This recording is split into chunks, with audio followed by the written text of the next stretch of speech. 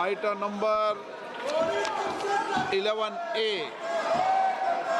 श्री पीयूष गोयल।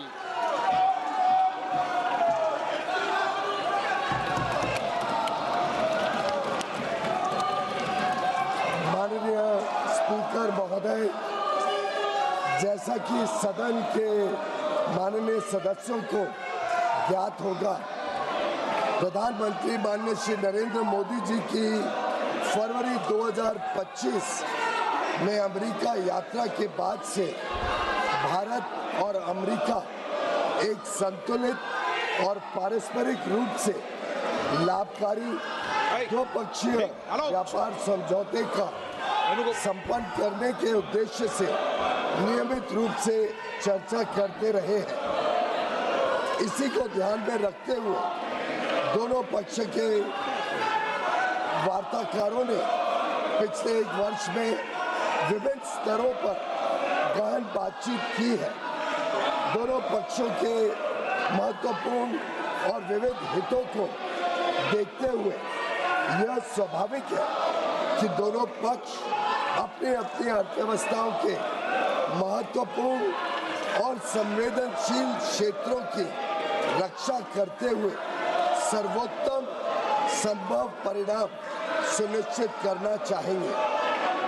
इन वार्ताओं के दौरान भारतीय पक्ष अपने संवेदनशील क्षेत्रों, विशेषकर कृषि और दुग्ध क्षेत्रों के हितों की रक्षा सुनिश्चित करने में सफल रहा है।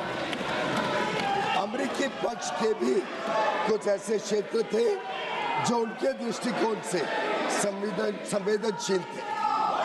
लगभग एक वर्ष तक चले कई दौर के विचार विमर्श के बाद दोनों वार्ताकार दल द्विपक्षीय व्यापार समझौते के कई क्षेत्रों को अंतिम रूप देने में सफल रहे।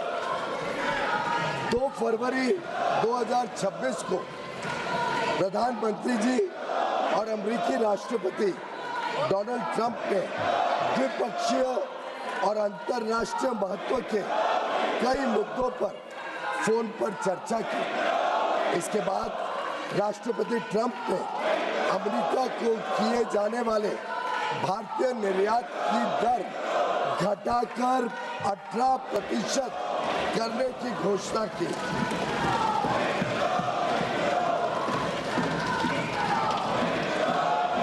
मैं इस बात पर जोर देना चाहता हूं कि यह अमेरिका द्वारा कई प्रतिस्पर्धी देशों पर लगाए गए टैरिफ से कम है, जिससे अमेरिकी बाजार में भारत की निर्यात प्रतिस्पर्धात्मकता में वृद्धि होगी।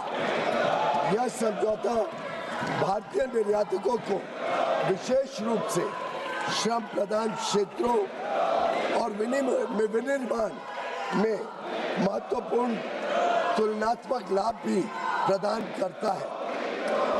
मैं इस सम्मानित सदन के समक्ष यह दोहराना चाहता हूं कि खाद्य और कृषि क्षेत्र में भारत की प्रमुख संवेदनशीलता का पूर्णतः ध्यान रखा गया है। साथ ही यह साझेदारी लघु और मध्यम उद्यमी, MSMEs, उद्यमियों, कुशल श्रमिकों और उद्योग के लिए नए अवसर खोलेगी। उन्नत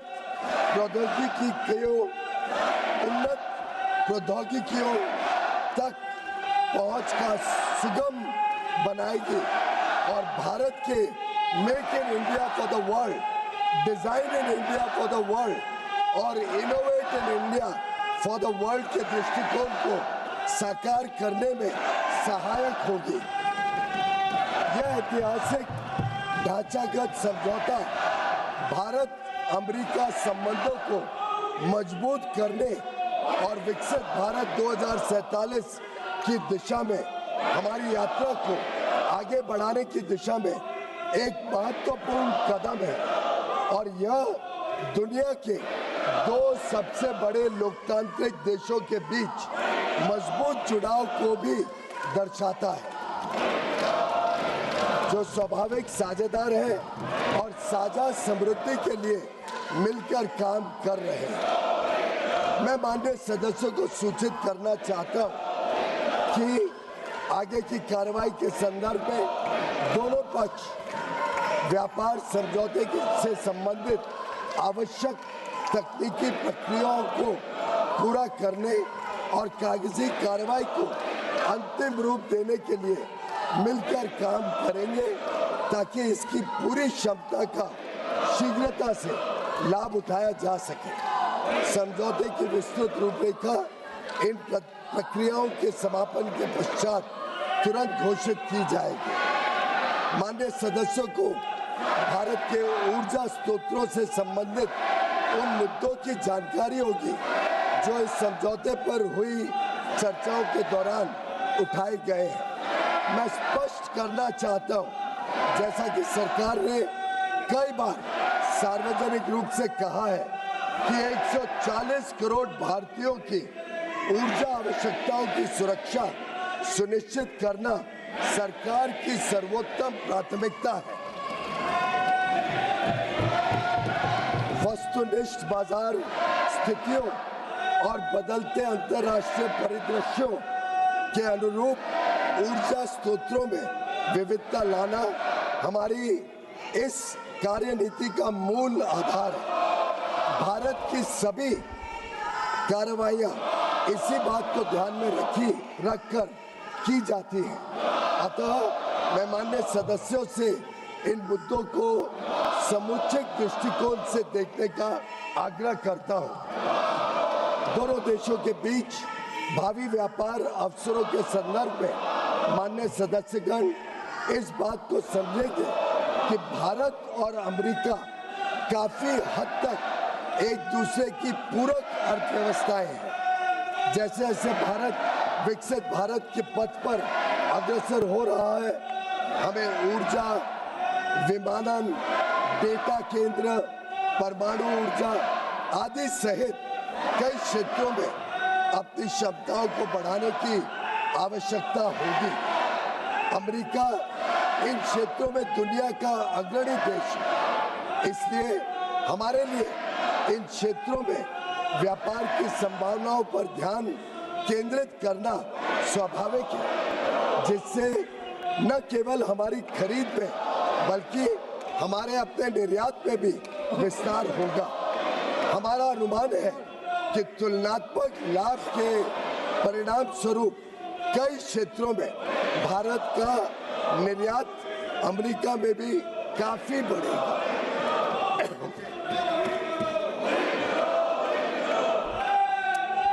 विश्व की सबसे बड़ी अर्थव्यवस्था के साथ यह ढांचागत समझौता जो आने वाले वर्षों में वैश्विक विकास और नवाचार को गति प्रदान करेगा, जनता एवं राष्ट्र के व्यापक हित में है और देश को बहुत लाभ देगा। यह विकसित भारत और आत्मनिर्भर भारत दोनों को सशक्त बनाता है।